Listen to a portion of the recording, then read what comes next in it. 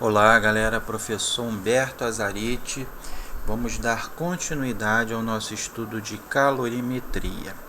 Nós vimos numa aula anterior sobre o calor sensível, que é quando ocorre essa troca de calor com variação de temperatura.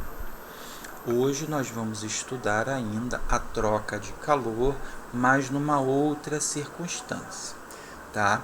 Que é o chamado calor latente, que é a quantidade de calor recebido ou perdido para que ocorra mudança de estado físico, ok? Você percebeu, baseado em experimentos, que quando se mudava de estado físico, a temperatura permanecia a mesma, e aí fez-se todo um cálculo, toda uma elaboração para que se possa calcular a quantidade de calor, seja recebido, seja perdido, para que ocorra a mudança de estado físico. Exemplo, sólido para o líquido, líquido para o gasoso, e por aí vai. Tá legal? Vamos lá. A fórmula é essa daí que eu costumo brincar, para quem quiser decorar. A anterior eu até nem falei, mas Q é igual a M vezes C vezes delta teta. Que macete? Essa daí é QMEL, tá? Q é igual a M vezes L. O que nós já sabemos o que ele é a quantidade de calor, já sabemos as unidades em que nós estamos trabalhando com as unidades usuais, no caso caloria. O M nós também já sabemos que é a massa, que nós estamos trabalhando com grama, e o L é que é o diferente aí. Não tem calor específico, não tem temperatura, até porque não há variação de temperatura. O que representa esse L? Seria o calor latente. Qual é a unidade? Caloria por grama, tá? É a característica aí desse processo. Se for de fusão, vai ter um tipo de calor, um valor do calor latente. Se for vaporização, vai ter outro valor. Se for solidificação, outro valor que será fornecido na questão, salvo se na questão quiser que calcule o calor latente.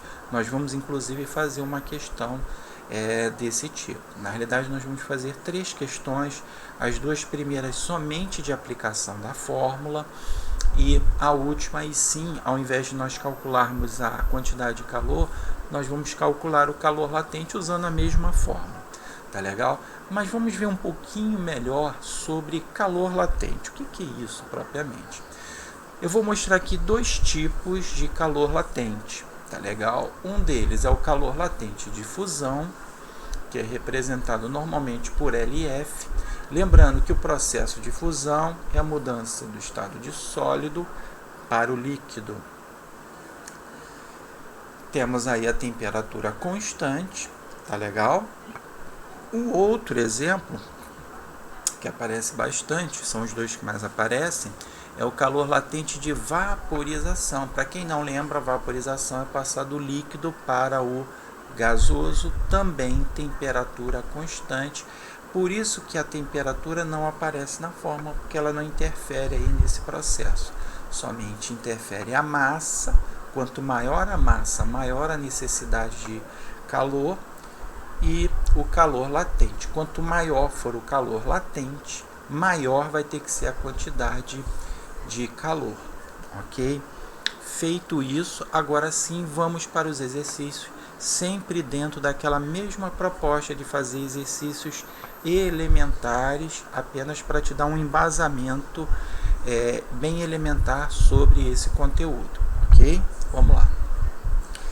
Primeiro exemplo, determine a quantidade de calor que se deve fornecer para transformar 70 gramas de água a 100 graus Celsius em vapor d'água a 100 graus Celsius. Dado aí o calor latente de vaporização, que é 540 calorias por grama. Então, a passagem da água do estado líquido para o gasoso ocorre aí com 100 graus Celsius, no caso da água, é para que a temperatura não muda. E ele te dá, obviamente, então, o calor latente de vaporização, já que o processo que ocorre é do líquido para o gasoso. Então, vamos lá. Não se preocupe com a temperatura mencionada no problema, ela não vai entrar na resolução. Então, eu tenho a massa 70 gramas e o calor latente dado no problema 540. Então, Q é igual a M vezes L, Qmel. Então, basta eu multiplicar a massa pelo calor latente. 70 vezes 540, 37.800 calorias é a quantidade de calor que se deve fornecer para que se consiga transformar essa quantidade de água, nessa massa de água, com esse calor latente aí. Tá legal? Agora vamos ver uma que envolve o calor latente de fusão. Calcule a quantidade de calor necessária e suficiente para transformar 300 gramas de gelo a 0 graus Celsius em água a 0 graus Celsius. A 0 graus Celsius ocorre aí a mudança do sólido para o líquido, no caso aí do gelo, tá? E aí ele dá o calor latente de fusão, que é 80 calorias por grama. Mesma forma de fazer a primeira, só mudam agora os valores, obviamente, tanto a massa quanto o calor latente. Então a massa 300 gramas, o calor latente de fusão 80 calorias por gramas. Vamos lá, 300 vezes 80. Posso multiplicar o inverso também, porque a ordem dos fatores não altera o produto. Mas procurando botar como aparece na fórmula, 300 vezes 80, 24.000 calorias, que é a quantidade aí de calor necessária para fazer esse processo aí de mudança de estado físico de sólido para o líquido com essa massa de gelo e com esse calor latente de fusão. Tá legal? Eu acho que 2 exemplos já dá para vocês uma ideia bem ampla da aplicação dessa forma. Tá legal? É claro que ela não aparece muitas vezes sozinha. Há questões que envolvem tanto calor latente como calor sensível no mesmo problema, mas o objetivo aqui é analisarmos eles separadamente, porque se vocês não entenderem as noções elementares do calor sensível e calor latente, quando vocês se depararem com uma questão que misture os dois, vocês vão ficar muito perdidos, ok? E a terceira questão é aquela que eu falei, porque o fato de ser Q igual a M vezes L não significa que pelo fato do calor estar sozinho de um lado da igualdade, que sempre será pedido para descobrir ele, o calor. Nessa fórmula pode-se pedir para descobrir a massa e pode-se pedir para calcular o calor latente. Então, por quê? Porque não é uma equação do primeiro grau. Então vamos ver um tipo de situação aqui. O que a gente vai fazer para achar o calor latente vai ser o mesmo raciocínio para você calcular a massa, tá? Então vamos lá. Eu tenho uma massa de 200 gramas que ela absorve 5.000 calorias durante a ebulição. Calcule o calor latente específico da vaporização, já que ebulição é um tipo de vaporização. Repara que agora nós temos a quantidade de calor, que é 5.000, e nós temos a massa. Repara que agora a nossa incógnita é justamente o L. Então agora, antes de colocar as contas, olha só essa forma. Vamos supor que eu queira calcular o L. Eu tenho uma equação aí. Então eu tenho que isolar o L, porque é ele que eu quero descobrir. Então o M que está multiplicando, ele passa para o outro lado dividindo. Ele sempre muda de lado fazendo a operação inversa. A operação inversa da divisão é multiplicação. Então é isso aí que a gente vai ter que fazer. Para calcular o calor latente, basta eu dividir a quantidade de caloria pela massa.